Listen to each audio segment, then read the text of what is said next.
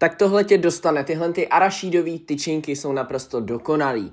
Je teda docela voser se s nima dělat, ale jednou za čas, proč ne? Začneš tím, že si vyklepneš 2 vajíčka, přidáš cukr a vyšleháš do pěny, potom přidáš mlíko, olej a dáš stranou. Smícháš si všechny sypké suroviny, ke kterým přeleješ tu vajíčkovou směs. Promícháš a nakonec přileješ horkou vodu, zase to promícháš a dáš do trouby. Na 175 stupňů asi na 25 minut. Mezitím se můžeš vrhnout na karamel, cukr si nasypeš do hrnce a necháš rozehřát. Potom přimícháš máslo, necháš to celý rozpustit a přimícháš smetanu. Bude to prskat jako svině, toho se neboj. Maximálně si způsobíš popáleniny 3. stupně. Hotový korpus necháš trošku vychladnout, zasypeš ho arašídem a zaleješ tím karamelem a dáš stuhnout nejlépe přes noc do ledničky. Ale jestli si nedočkavej stejně jako já, tak to tam nech aspoň hodinu. Pak si z toho nakráj ty tyčinky a připrav si polevu, budeš potřebovat smetanu, čokoládu a celý to zaleješ. Je to takový opravdu levný recept, jenom ta čokoláda stála asi 150. Potom, co máš všechny tyčinky politý, tak je dej stuhnout a máš hotovo.